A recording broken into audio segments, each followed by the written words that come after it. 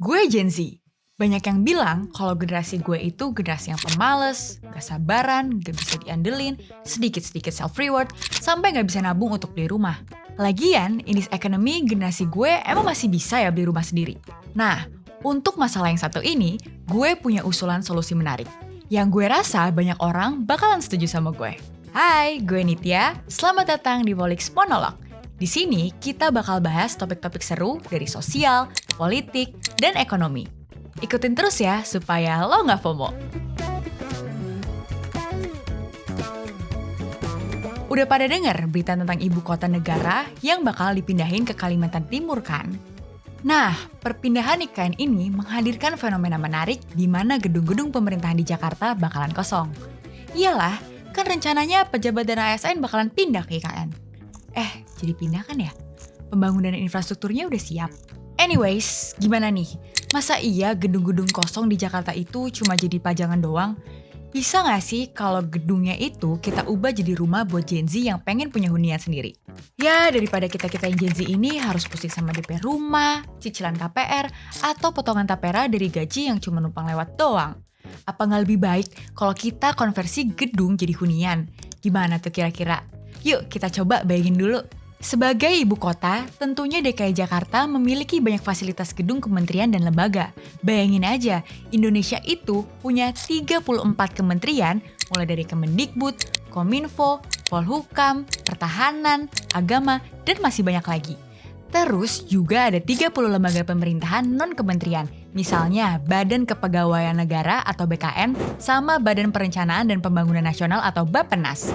Selain itu masih ada banyak deh pokoknya. Sekarang coba aja nih kita ambil sampel. Kompleks DPR RI itu memiliki luas 80.000 meter persegi yang terbagi ke dalam 5 gedung. Kita coba ambil sampel bangunan lain deh dari gedung Mahkamah Konstitusi yang memiliki luas 23.300 meter persegi. Lalu ada juga gedung Badan Pemeriksa Keuangan yang luasnya mencapai 17.473 meter persegi. Nah, kalau gedung Sekretariat ASEAN, luas bangunannya mencapai 49.993 meter persegi. Sekarang, kita ambil contoh luas bangunan gedung KPK secara keseluruhan yang mencapai 27.600 meter persegi yang terdiri dari 16 lantai dengan 2 basement. Nah, dari data yang udah gue sebutin tadi, kita coba ambil rata-rata luas bangunan gedung kementerian dan lembaga di Jakarta, yang kurang lebih sekitar 30.000 meter persegi. Ingat, itu baru dari satu gedung ya. Kebayangkan sebanyak apa total luas bangunan dari sejumlah gedung-gedung ini? Sekarang, kita bahas alih fungsi gedung-gedung ini untuk jadi hunian. Dengan lahan yang sangat luas, gedung-gedung dengan struktur kokoh ini dapat diubah menjadi apartemen atau rumah susun yang hemat ruang. Kalau ngikutin panduan umum sih, ukuran ideal rumah itu untuk 1-2 orang udah cukup lah 36 meter persegi. Atau kalau mau lebih luas untuk keluarga kecil dengan anggota 3-4 orang, bisa lah hunian 54 meter persegi. Dengan acuan ukuran ideal tadi, kalau rata-rata luas bangunan gedung kementerian itu sekitar 30.000 meter persegi, berarti satu gedung aja udah bisa buat 500-800 hunian. Let's say setelah pemindahan IKN dari hanya 100 gedung yang ada, 50 diantaranya kan kosong tuh. Berarti kira-kira pemerintah bisa buat sekitar 25.000 sampai 40.000 hunian. Itu baru setengahnya loh.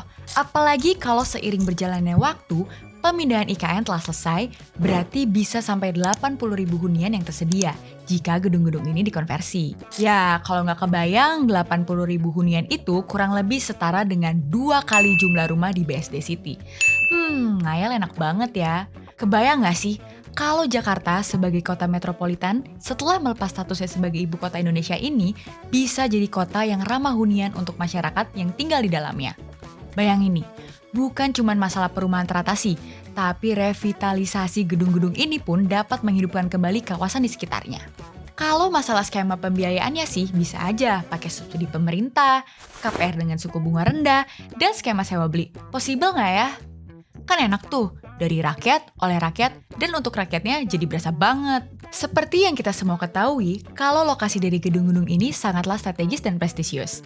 Jadi, ketika lokasi yang sama ini dijadikan hunian, masyarakat semakin memiliki kemudahan akses. Ya gimana enggak sih? Ngomongin mobilitas, udah pasti deket sama berbagai moda transportasi publik kayak stasiun kereta, halte bus, MRT, dan akses jalan tol. Jadi bisa mempermudah perjalanan ke berbagai tempat. Udah nggak ada lagi tuh ceritanya orang-orang yang berdomisili di kota-kota penyangga harus berkontribusi dalam kemacetan Jakarta hanya untuk pergi dan pulang kerja. Fasilitas publik, ya nggak usah diragukan lagi dong, sebut deh mau cari apa. Sekolah, rumah sakit, pusat perbelanjaan, taman, dan tempat hiburan pasti tersedia juga. Ini sih jelas mempermudah kehidupan sehari-hari. Selain itu juga, hunian dari hasil alih fungsi gedung-gedung kementerian dan lembaga ini memungkinkan masyarakat untuk memiliki hunian dengan lingkungan yang nyaman dan aman. Dengan tingkat keamanan yang tinggi, lingkungan yang bersih dan terawat, serta komunitas yang terjaga.